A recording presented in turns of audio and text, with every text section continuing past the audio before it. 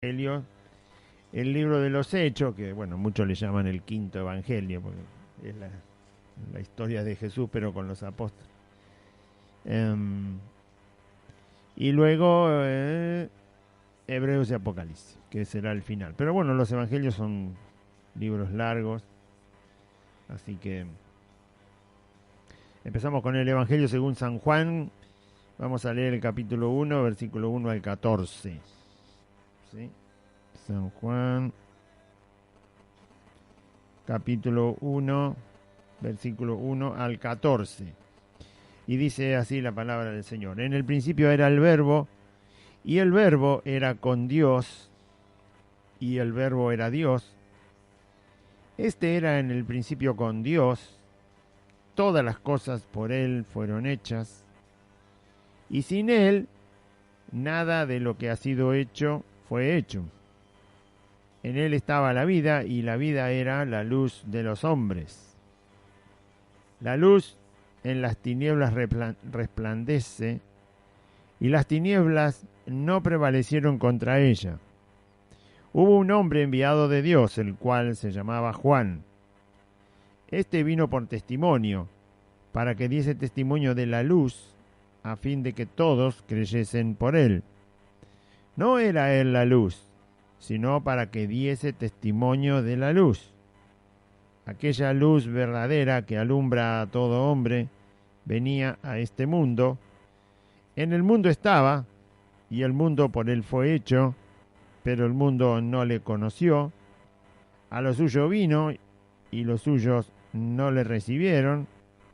Mas a todos los que le recibieron, a los que creen en su nombre, les dio potestad de ser hechos hijos de Dios, los cuales no son engendrados de sangre, ni de voluntad de carne, ni de voluntad de varón, sino de Dios. Y aquel Verbo fue hecho carne, y habitó entre nosotros, y vimos su gloria, gloria como del unigénito del Padre, lleno de gracia y de verdad. Ya volvemos, ¿eh? No se vayan.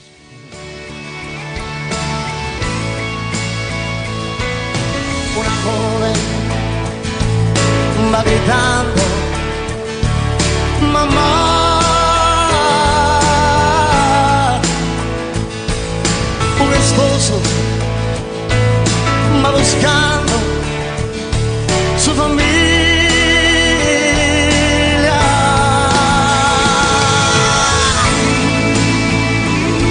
Él viene.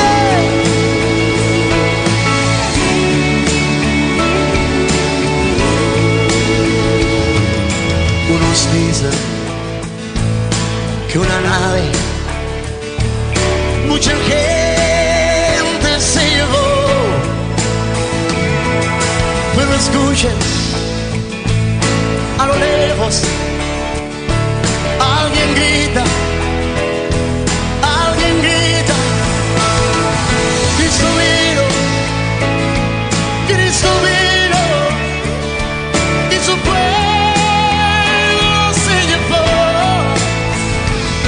No hay remedio, no hay salida, es la gran tribulación.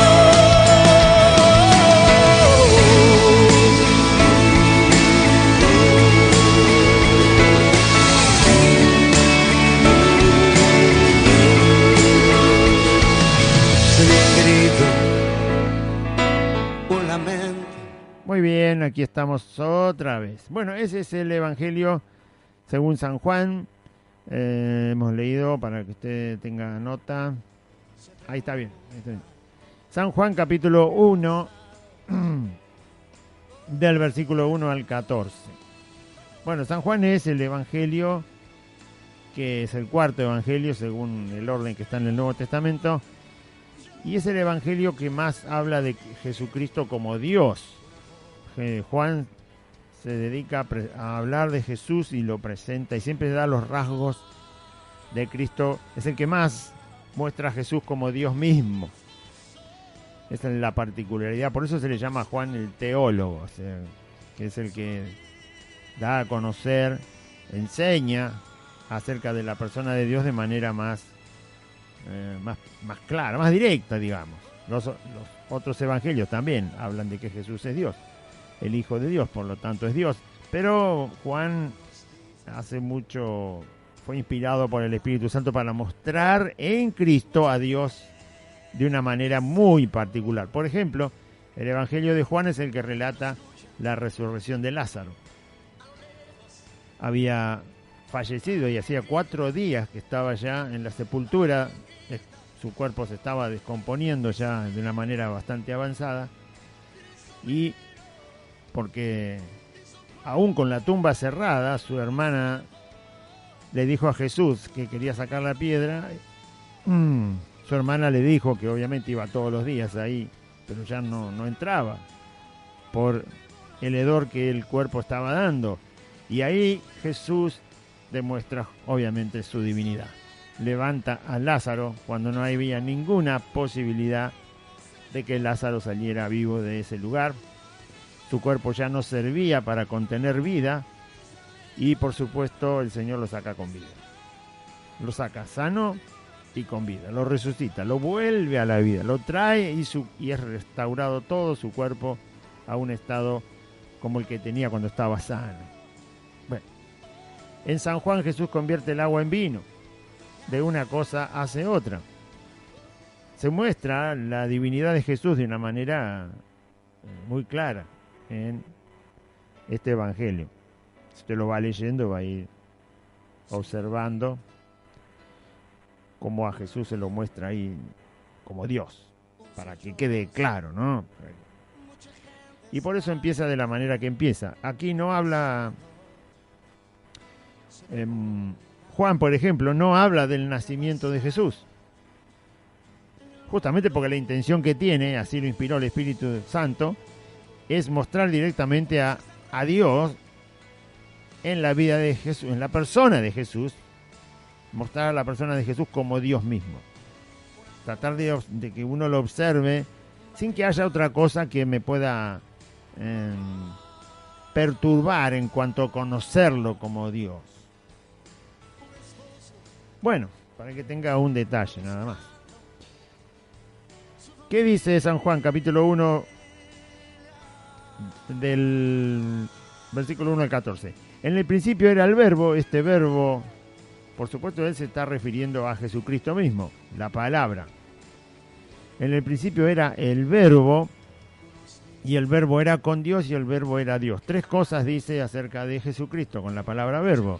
Él está en el inicio, no está después del inicio, tampoco en el inicio, sino antes del inicio de todas las cosas. El verbo era con Dios, es decir, que estaba presente con Dios mismo, por lo tanto es Dios, porque está con Dios antes de que nada exista. El principio es el principio de todas las cosas, cuando las cosas fueron creadas, no solo la tierra, el sol, la luna, lo que tenemos nosotros aquí, sino todo, inclusive todos los seres espirituales, como los ángeles, los arcángeles y todo el universo. Nada había, solo estaba Dios, y ahí estaba Cristo. Obviamente, si estaba en ese momento y estaba con Dios, se deduce que es Dios, porque está en el instante donde ni el tiempo existía, no existía nada, absolutamente nada, ni ninguna cosa que pudiera dar inicio a nada, y Jesús estaba ahí. Y obviamente lo único que había era la persona de Dios, y ahí está Jesús. Y el verbo era Dios, ¿sí? El verbo era en el principio, el verbo era con Dios y el verbo era Dios. Lo define directamente como Dios a Cristo. Este era en el principio con Dios. Vuelve a decir, ya lo dice ahí, el verbo era con Dios, y acá dice, en el principio era con Dios. Es decir, cuando las cosas tienen un inicio de creación, cuando todo empieza a ser creado, Cristo está presente con Dios. Así que no nos queda duda de que Jesús es Dios, eterno Dios. En el momento en que nada, solo Dios estaba presente, y Dios no había todavía hecho ninguna cosa, no había creado sustancia ni materia, ni tiempo, ni espacio, ni nada para la humanidad, para el universo y para el ser humano. Solo estaba Dios y allí está el Señor Jesús. Todas las cosas por Él, se refiere a Jesús, todas las cosas por Él fueron hechas. En el Nuevo Testamento también se habla de que las cosas fueron hechas por Cristo. Es el creador de las cosas. Todas las cosas por Él fueron hechas. Y sin Él, sin Cristo, nada de lo que ha sido hecho fue hecho. Así que todo lo que nosotros vemos, todo fue hecho por el Señor Jesús. Él es el causante de que las cosas hayan llegado a la existencia, a ser visibles, a ser parte de todo lo que nosotros vemos. Todo lo que usted pueda observar fue hecho por el Señor Jesús. Si no hay nada que haya sido hecho fuera de Cristo. Es el creador de todo. Nada, lo más pequeño y lo más grande, lo más sublime, todo ha sido hecho por el Señor. Por eso Pablo dice que la naturaleza, las cosas hechas, nos ayudan a entender el poder de Dios y la divinidad del Señor. En las cosas podemos observar esa grandeza de la persona de Cristo.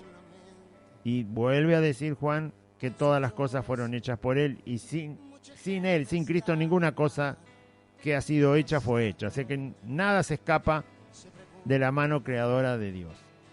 Todo lo creó el Señor. Todo lo puede sustentar, todo lo puede sostener, todo lo puede cambiar, todo lo puede afectar. El Señor es su mano, su sabiduría, su poder. Ha creado todas las cosas, por lo tanto puede intervenir cuando quiere. Por eso Él puede intervenir en nuestro cuerpo. Por eso es que pedimos, no solo porque es creador, sino porque se llevó nuestras enfermedades también. Hay un acto de amor al llevarse las enfermedades, porque como creador puede intervenir igual en nuestro cuerpo, pero el acto de amor es haber cargado nuestras enfermedades porque sabe el dolor que causa la enfermedad en el cuerpo y el pecado que arruinó a la humanidad. Lo conoce y se lo cargó y se lo llevó.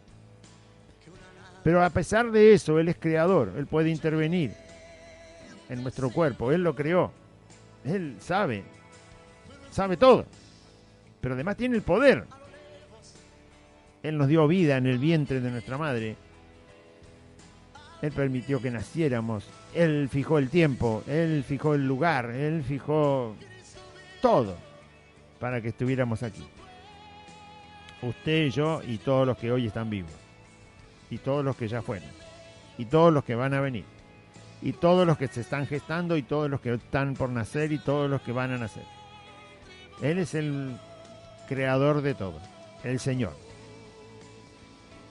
En Él estaba la vida, además, dice la Biblia.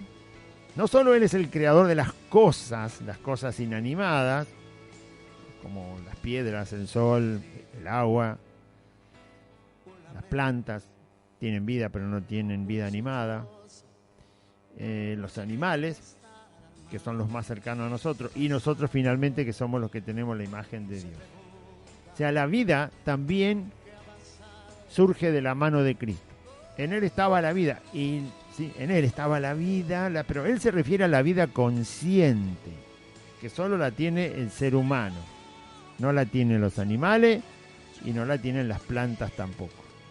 No la tienen las bacterias, ni los microbios, ni los virus, ni el más grande de los animales lo tuvo. Nada. Solamente el ser humano tiene vida consciente, que es la capacidad de entender, ¿no? Tener conciencia, es tener aviso de algo, estar avisado, estar enseñado. Bueno, esa vida solo la tiene el ser humano. Esa vida también estaba en Cristo. O sea, Él es el que forma la vida consciente que tenemos. Nosotros tenemos conciencia del mundo, entendemos el mundo, ¿sí? Sabemos lo que es un río, sabemos lo que es un mar, sabemos cómo reacciona el mar, cómo reacciona el río, sabemos lo que es un bosque, cómo se vive dentro de un bosque, cómo se vive fuera del bosque, sabemos lo que es el fuego, lo que produce, Y así sabemos todas las cosas, sabemos cómo llueve, por qué llueve, entendemos lo que es la nieve, ¿sí? Vamos aprendiendo, tenemos conciencia de las cosas. Los animales, por ejemplo, no tienen conciencia de esas cosas, las perciben, pero no entienden, no hay un entendimiento en ellos. Solo viven por instinto animal, y según Dios le dio a cada animal un instinto, ese es el instinto que tiene para vivir, para buscar su comida, para cuidarse de sus enemigos, predadores, hasta cierto punto, porque siempre hay uno que se come al otro, ¿no? Bueno, pero no tienen conciencia.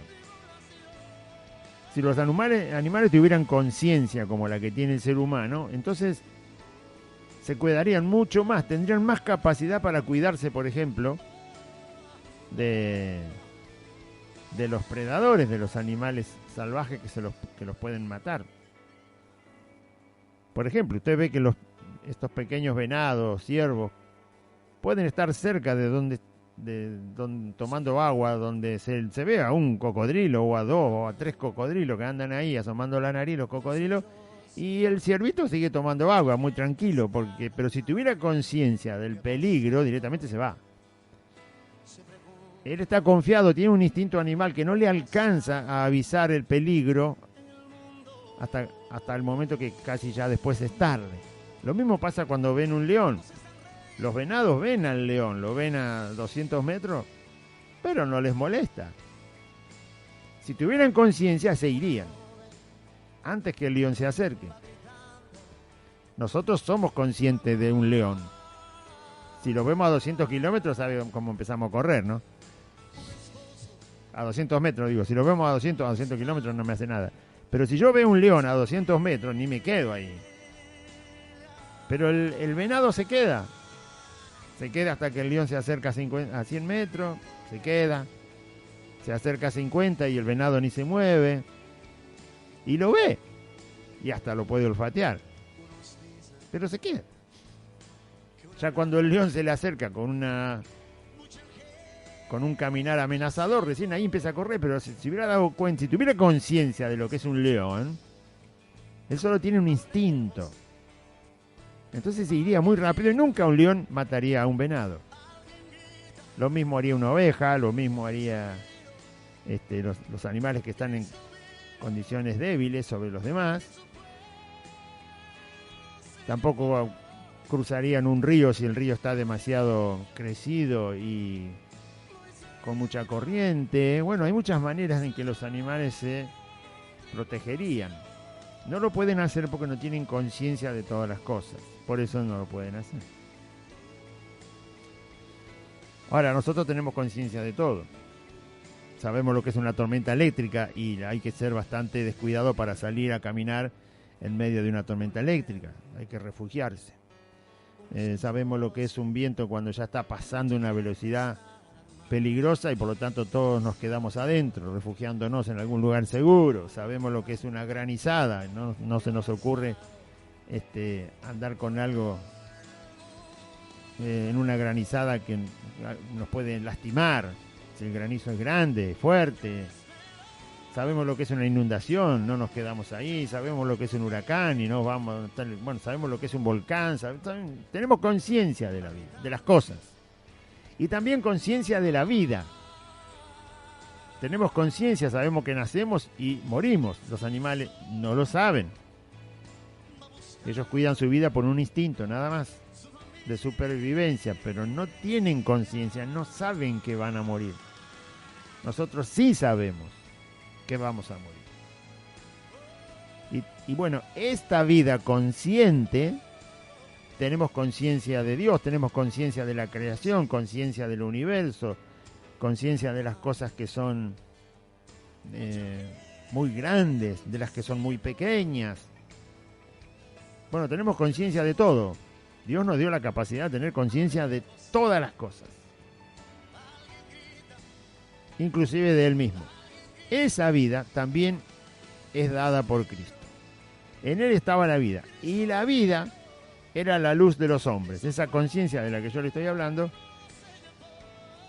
es la que tiene que ser alumbrada por el mismo Cristo. Si Cristo da la vida consciente, el ser humano que no tiene a Cristo, esa conciencia lo perturba, para decirlo de alguna manera, como está en tiniebla la conciencia de la persona que no tiene a Cristo, esa conciencia le es una carga, le es un problema, porque tiene conciencia de la vida y no tiene la respuesta de la vida. Tiene conciencia de la muerte porque sabe que va a morir, pero no tiene respuesta de la muerte. Me refiero a la persona que no tiene a Cristo.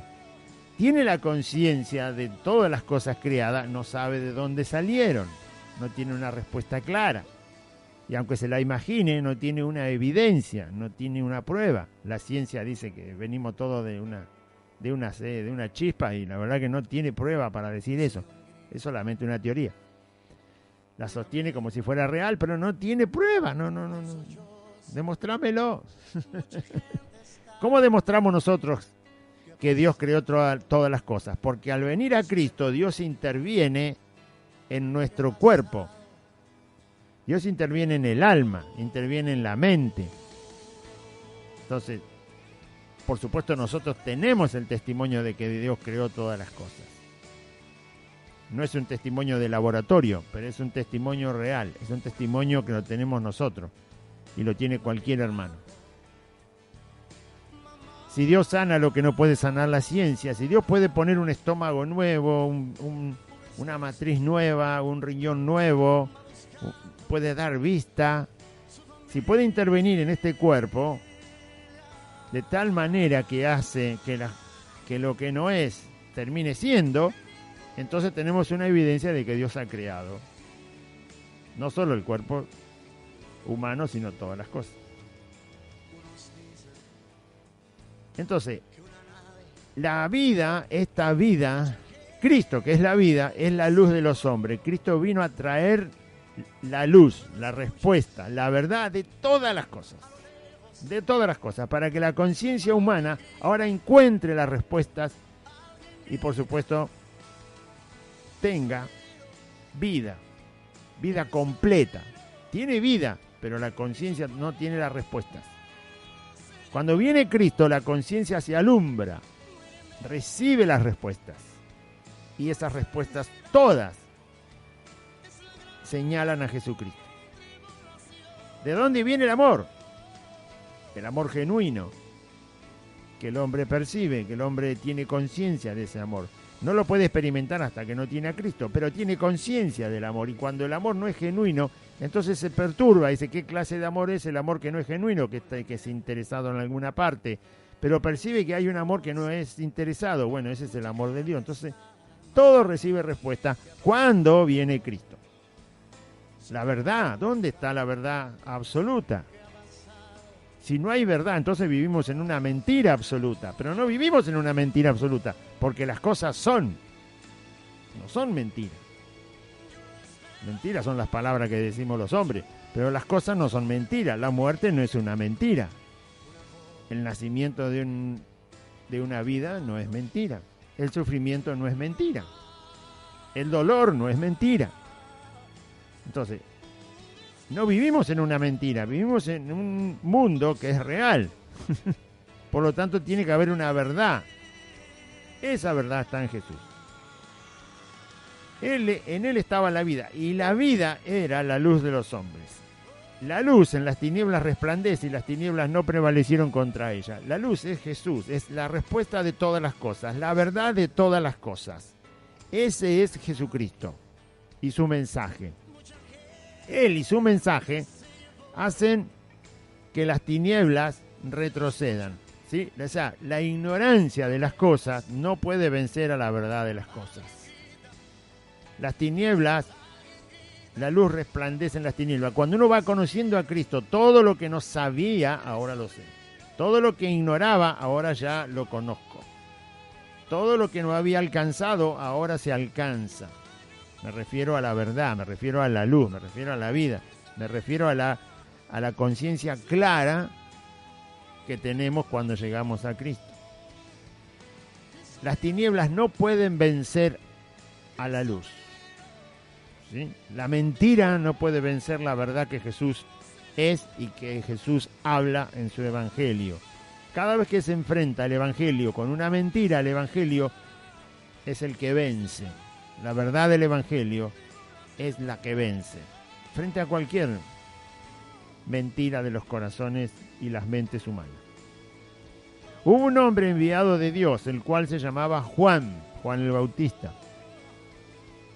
Así que presenta a Jesús como Dios, presenta a Jesús como el creador de todas las cosas, presenta a Jesús como el dador de la vida humana consciente, presenta a Jesús como el que alumbra esa conciencia humana, esa vida humana consciente, es el que la alumbra, el que le da la verdad. Y ahora presenta a Juan el Bautista, que viene a dar testimonio antes que Jesús empiece a predicar el evangelio. Hubo un hombre enviado de Dios, el cual se llamaba Juan. Este vino por testimonio. Juan nació para dar testimonio, para que diese testimonio de Cristo, de la luz, a fin de que todos creyesen por él. La venida de Cristo como la luz del mundo, como la luz de los hombres, como la luz de la vida, como la luz que tiene la respuesta de todas las cosas, el testimonio, o sea, la venida de Cristo. Juan dice que da testimonio de él para que todos crean en él. Jesús vino para que todos creyesen por él. O sea, Juan se anticipó a hablar de Cristo, se anticipó a hablar del Mesías, se anticipó a hablar de la luz que venía al mundo, para que cuando Jesús apareciera, todos creyesen por lo que él decía de Cristo.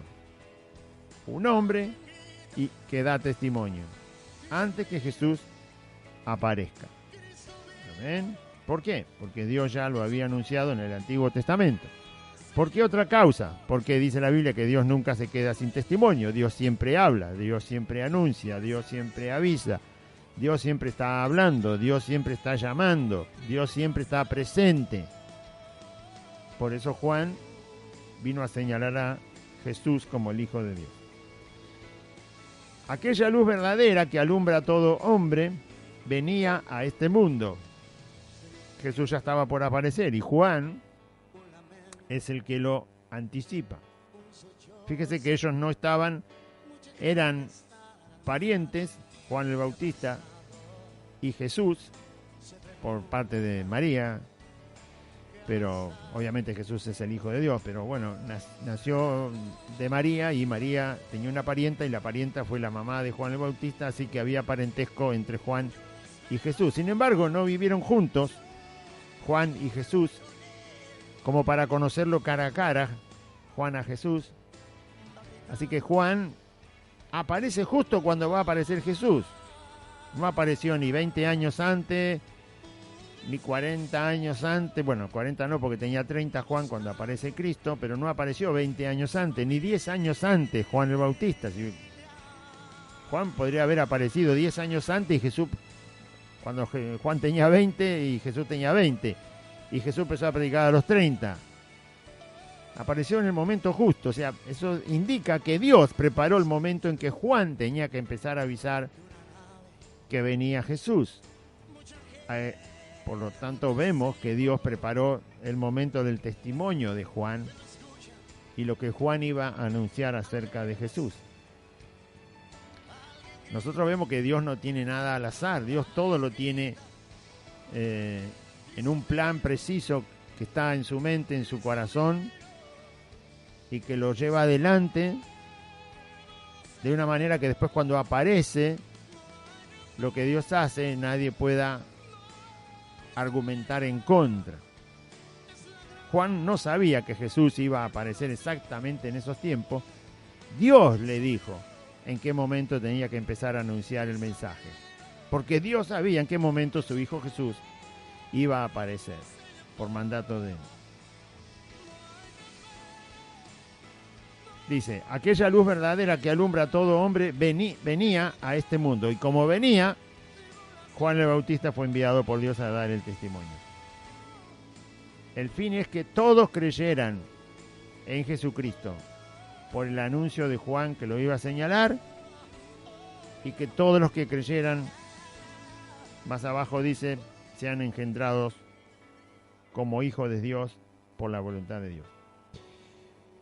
En el mundo estaba Jesús, y el mundo por él fue hecho, pero el mundo no le conoció. Este no le conoció se refiere a los 3 años que Jesucristo predicó el Evangelio, porque antes Jesús fue carpintero en su vida de adulto, de joven y adulto. Él fue carpintero, como fue la vida de José. Ese era su oficio, pero fue su oficio hasta los 30 años. Jesús no predicó el Evangelio hasta que no tuvo esa edad, no empezó a hablar, no empezó a anunciar la palabra del Señor, ni a llamar al arrepentimiento a los hombres, ni a hacer milagros, ni hacer sanidades. No fue sino hasta los 30 años que Jesús empezó a predicar. En esos 3 años que Jesús se hizo público por todo Israel, su fama fue más allá de Israel, traspasó las fronteras. A medida que iba pasando el tiempo, Jesús se hizo conocido aún fuera de su país. Eso quiere decir que todo su país se había enterado de su presencia y de su persona. En los 3 años, él fue conocido, quizás no tan de cerca algunos, pero sí conocido. Se sabía de él, se sabía qué era lo que hacía, se sabía qué predicaba, se sabía qué decía, se sabía las cosas que ocurrían cuando él estaba presente en algún lugar, se sabía que sanaba toda clase de enfermedad, se sabía que resucitaba muertos inmediatos o muertos de días. Se sabía que podía hacer cosas absolutamente milagrosas, poderosas, que señalaban que tenía que ser el Hijo de Dios, obviamente, si no, nadie podía hacer lo que él hacía. Eso fue lo que dijeron de Cristo. Así que el mundo fue hecho por él, y él demostró haber sido el creador, porque transformar agua en vino sin ni siquiera tocarla, él no tocó nada, y sin embargo el agua se transformó en vino, el mejor vino que se podía consumir. Caminar sobre las aguas, darle órdenes al viento, al mar, resucitar muertos de muchos días, sanar toda clase de enfermedad, sanar parálisis, cosa que ni hoy se puede sanar, sanar la ceguera total, cosa que ni hoy se puede sanar, sanar la lepra, que tampoco hoy se puede sanar, tiene tratamiento pero no tiene cura, a menos que se cure sola. ¿No? Bueno, la sordera total, el Señor la sanó también, cosa que hoy es muy difícil. Una sordera total, no se recupera el oído. Por eso hay que enseñarle a los sordos mudos a hablar con las manos, porque si se sanara tan fácilmente no tendríamos el lenguaje de manos para los sordomudos, ni para los ciegos no tendríamos el sistema de braille, que son las letras en relieve para que aprendan a leer. Entonces, como no, pero Jesús lo sanaba. Bueno, él estuvo en el mundo. El mundo fue hecho por él, pero el mundo no lo conoció. No le alcanzaron 3 años de la manifestación del Hijo de Dios allí en Israel para que se dieran cuenta quién realmente Jesús era. Juan apunta directamente a Jesús como Dios. El mundo fue hecho por él. Es decir, él es el Dios que creó las cosas y él estuvo en el mundo, entre nosotros. Él creó el mundo y se metió entre nosotros en el mundo, y el mundo no lo conoció. Juan dice lisa y llanamente, Dios estuvo con nosotros. El Dios que creó todo, el único Dios, el que creó todas las cosas, estuvo con nosotros, acá con nosotros en este mundo, que Él creó, y el mundo no lo conoció. Dios estuvo con nosotros y el mundo no lo conoció. ¿Por qué dicen que Dios nunca vino al mundo? Sí que vino. Sí que vino. Estuvo 33 años. 3 de esos 33 años Él fue público. Sí que estuvo. Dios estuvo en el mundo. Al mundo vino, dice. En el mundo estaba. Dice ahí, en el mundo estaba. Dios vino al mundo. Grábeselo bien. En la persona de Jesús. Jesús es Dios. Y cuando Jesús estuvo en el mundo, Dios estuvo en el mundo. Dios estuvo en el mundo. El mundo fue hecho por Él. Es decir, estaba en medio de su propia creación. En una forma humana fácilmente visible para nosotros. No nos espantaba. Era del mismo color de piel que puede haber en cualquier persona del mundo. Tenía el mismo, los rasgos de un ser humano. Tenía ojos, tenía nariz, tenía orejas, tenía manos, tenía piernas, tenía pie. Caminaba, hablaba, oía. Porque si hubiera venido con otra forma nos espantaba. No, vino de la misma forma nuestra. Dios estuvo en el mundo. El mundo fue hecho por Él. Lo demostró, teniendo autoridad sobre todas las cosas que hay en el mundo. Pero el mundo no le conoció. ¿Cuántas veces tiene que venir Dios al mundo para que el hombre lo conozca? Bueno, hay un dicho vulgar que dice, para muestra basta un botón. ¿Y es verdad o no? Y es verdad que para muestra basta un botón. Dios vino una vez al mundo, haciéndose visible, palpable, y el mundo no lo conoció, no le alcanzó, no quisieron. Más adelante, en otro de los evangelios dice, ¿por qué no quisieron venir a la luz? En el mundo estaba, el mundo fue hecho por Él, el mundo no lo conoció.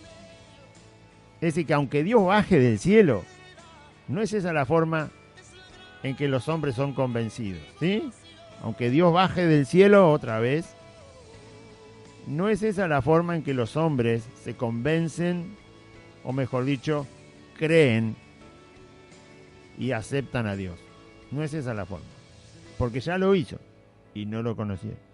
Es decir que Jesús vino, pero por otra causa también. Vino para traer la luz, vino para dar su vida, para rescatarnos, vino para dar testimonio, vino para ofrecerse como el sacrificio perfecto, vino para mostrar, para cumplir la ley, vino por muchos motivos, particularmente para salvar a los pecadores, ¿no? Pero aún así no le conocieron. Aún estando entre nosotros, no lo conocieron. A lo suyo vino, no solo vino al mundo, sino que vino al pueblo al cual Él le había hablado durante miles de años, desde Abraham. O sea, le habló a su pueblo, formó su pueblo, le habló a su pueblo, estuvo con su pueblo, le dio una ley a su pueblo, los cuidó, hizo maravillas, prodigios, milagros. Sin estar presente como un cuerpo humano, Dios estuvo con su pueblo. Y a su pueblo vino directamente. Eran los que más fácil le podían reconocer. A lo suyo vino y los suyos no le recibieron. El mundo no lo conoció, el mundo en general. Y su pueblo, los suyos propios, los judíos, no lo recibieron. Pudieron darse cuenta quizás quién era. En una de las parábolas Jesús dice que los malvados de la viña, que el dueño de la viña siempre mandaba a buscar las ganancias de la viña, siempre mandaba un mayordomo, un sirviente y le golpeaba a los que estaban en la viña. No querían pagar el alquiler, no querían pagar las ganancias del dueño de la viña, así que le pegaban, lo golpeaban. A los que el rey mandaba, el dueño de la viña mandaba, en una parábola. Finalmente dice que manda a su hijo, su único hijo, dice el dueño de la viña. Bueno, van a tener respeto de mi hijo, porque es mi hijo, también es dueño de la viña. Dice que cuando los labradores malvados vieron al hijo del dueño de la viña, que venía a buscar la ganancia, ellos dijeron, este es el heredero. Es decir, que lo conocieron. Este es el heredero, es el hijo del dueño de la viña de donde estamos trabajando. Vamos a matarlo y nos quedamos con la viña. Porque sabían que era un único hijo. En la parábola sabían que era el hijo único del dueño de todo ese campo que ellos estaban trabajando y tenían que pagar el alquiler y las ganancias. Y dijeron, bueno, a este lo matamos. ¿Y aquí quién va a heredar todo este campo? Nadie, si no tiene heredero.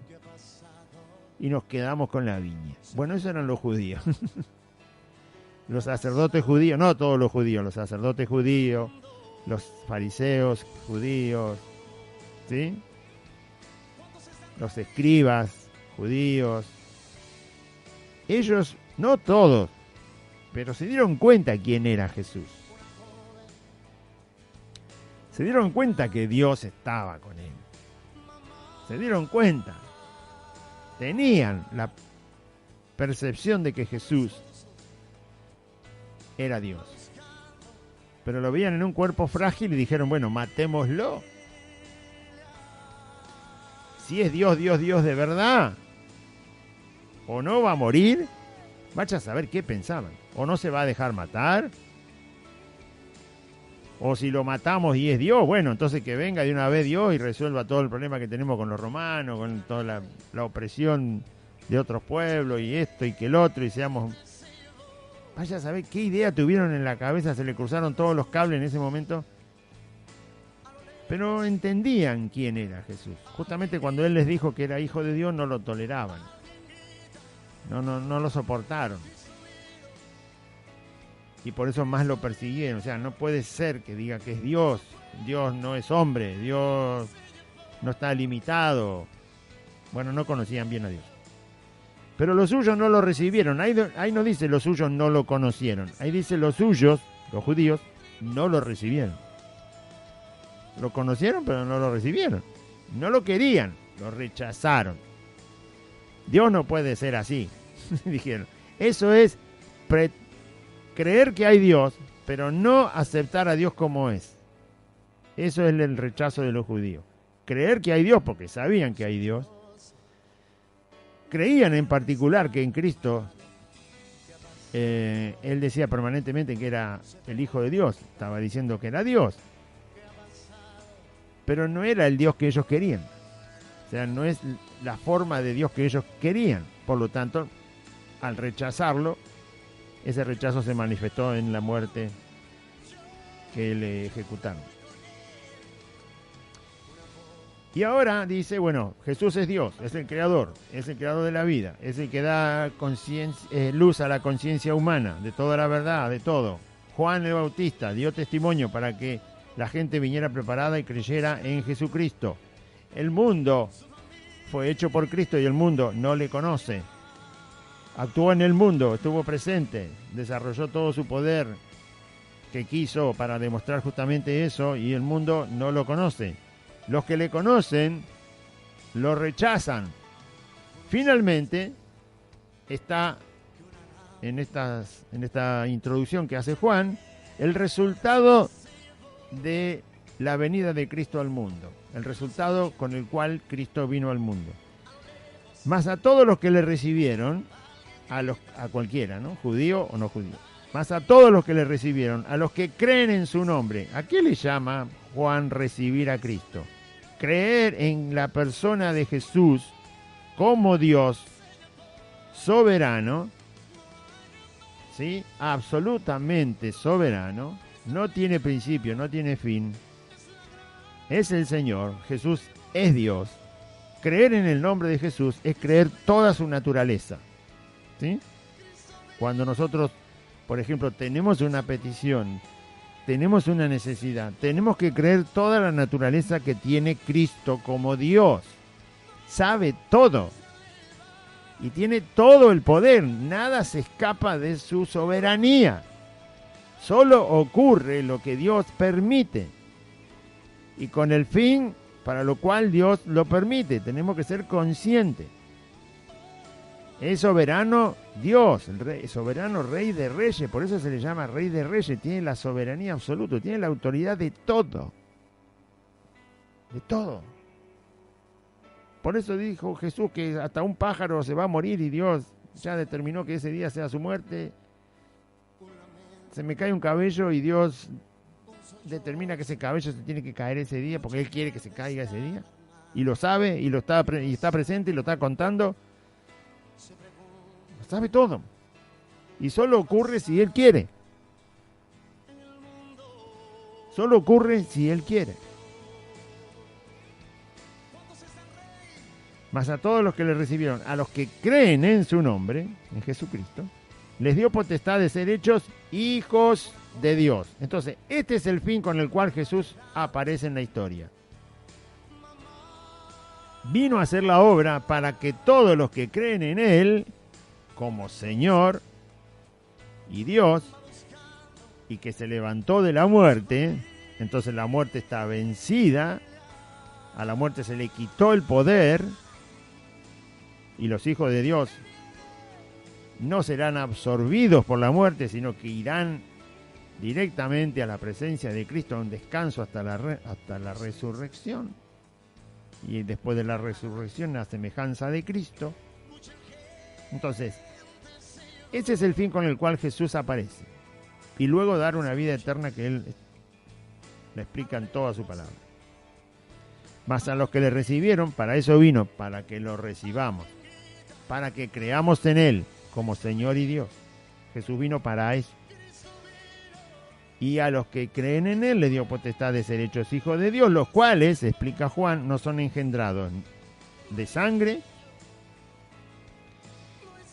De sangre es la manera natural, ¿no?, en que somos engendrados, en la cual nos concibe nuestra madre y luego nos deja nacer. No son engendrados de sangre, tampoco son engendrados de voluntad de carne. Esto es la ciencia que hoy manipula los genes, ¿sí? Los bebés in vitro, la inseminación artificial, la inseminación asistida o la concepción asistida. Los bebés que se hacen, si lo quiere rubio, se lo hacen rubio, si lo quiere de ojos celeste, de ojos celeste, porque se fijan los genes, bueno, todos los disparates que hacen con la genética humana. Es la voluntad de carne. Ni tampoco de voluntad de varón. No son engendrados de sangre, no son engendrados de voluntad de carne. O sea, no es un hombre creado como perfecto por la ciencia. O sea, mejor dicho, voluntad de carne es más bien, ahí me pasé un punto. Voluntad de varón es lo que yo podría definir como la ciencia que maneja la genética humana para dejar embarazada a una mujer que no puede quedar embarazada, o para que tenga el hijo sin padre, o todo eso, ¿no? Bueno, esa es voluntad de varón. Y voluntad de carne vendría a ser crear un humano con cierto tipo de cultura que funcione bien en la sociedad. Eso sería voluntad de carne, ¿no? Crear una sociedad ejemplar, crear un ser humano muy capacitado, y entonces los males, crear un ser humano ideal, que era la locura que tenía Hitler. Y mire lo que hizo, mató 50 millones de personas para pretender crear un humano ideal y perfecto. Un desastre, un demonio en pinta. Voluntad de carne es todo lo que el hombre quiere hacer para crear un ser humano sin conflictos, sin miserias, sin maldades. No lo logra, lo quiere hacer por la cultura, por la capacidad intelectual, lo quiere hacer por un entorno bien armado, por una sociedad modelo, por seguir principios, por hacer mejores leyes, por hacer mejores reglas de convivencia. Bueno, toda esa voluntad de carne, voluntad humana, para generar un mejor individuo, un mejor hombre, una mejor mujer, donde desaparezcan todos los males. Bueno, eso es voluntad de carne. La psicología, la terapia y todas esas cosas que buscan hacer un mejor hombre. Así que esas tres voluntades no son las que generan a los hijos de Dios. Sino, no son engendrados naturalmente, no son engendrados por manipulación cultural, ni tampoco por manipulación genética, sino que son engendrados de Dios. Para eso vino Cristo, para que el que cree en Él sea engendrado por Dios, como hijo de Dios. Para que sea engendrado por Dios como hijo de Dios, aquel que cree en Jesucristo. Y entonces esos son discípulos de Cristo, esos son hijos de Dios, esos son creyentes. Esos son los que llevan adentro el modelo perfecto de hombre, que es Cristo. Son engendrados de Dios y son hijos de Dios. Es decir, que en este mundo hay hijos de Dios y personas que no son hijos de Dios. Esos son los dos grupos que hay. Hay personas que no son hijos de Dios todavía y hay personas que son hijos de Dios. Nada más. Hay hijos de Dios y los demás son catalogados por ahora como impíos. Hasta que el Señor salve esa salva. Y aquel verbo, Cristo, fue hecho carne. ¿Sí? Dios se hizo carne. Dios se puso en un cuerpo humano. Y ese verbo habitó entre nosotros. Cristo, Dios se hizo carne. Dios se puso en un cuerpo humano. Nació como nace un humano. Dios vino a nacer como nace un humano. Dice Juan, y vimos su gloria. Es decir, vimos las credenciales de que es Dios.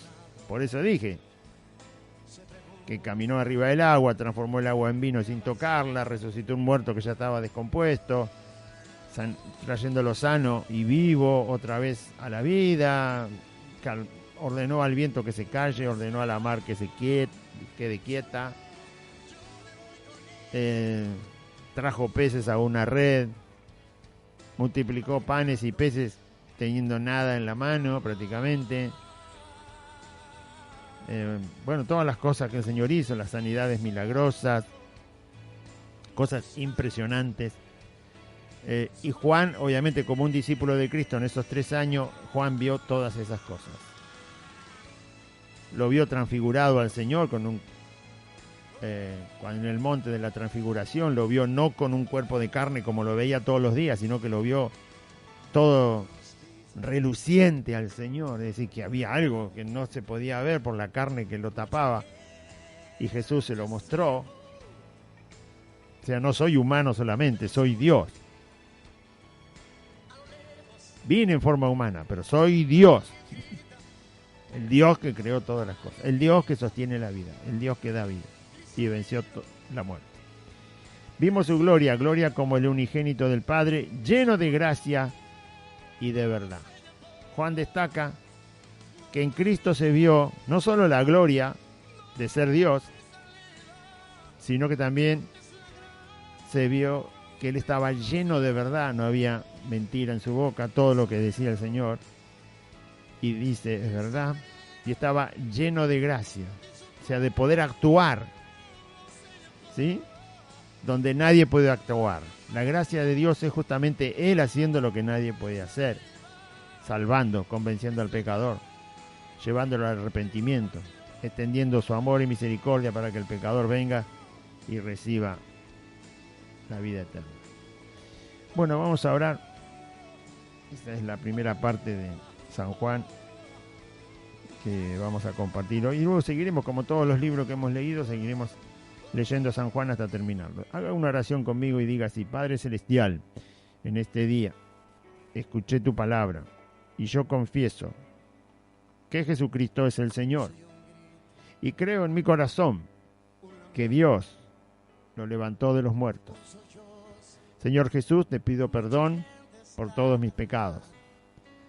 Te ruego que limpies mi corazón con tu sangre, que vivas en mi corazón y que anotes mi nombre en el libro de la vida. Dame tu Espíritu Santo, bendito Jesús, para andar en tus caminos. Y en este día renuncio a Satanás, a los demonios, al pecado, al mundo, a la voluntad de mi carne, a toda maldad. Renuncio a la enfermedad y renuncio a la muerte. Y te doy gracias, bendito Dios y Padre, por Jesucristo tu Hijo, mi Salvador. Amén y amén. Muy bien, audiencia, recuerde que estamos congregados todos los días jueves, todos los días sábado y todos los días domingo a las 4 de la tarde en Merlo Norte, en la calle Santa Fe 2540.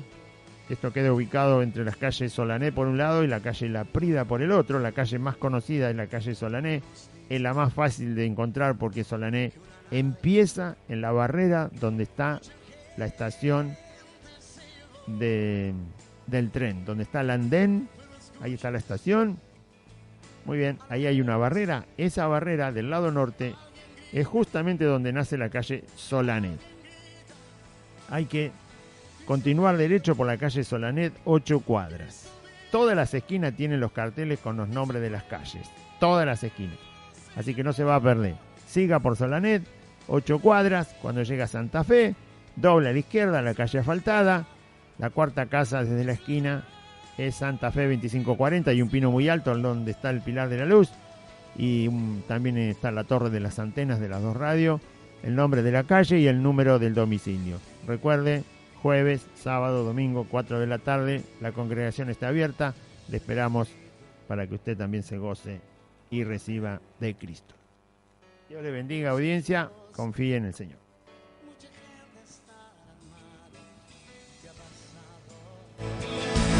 Se pregunta qué ha pasado en el mundo.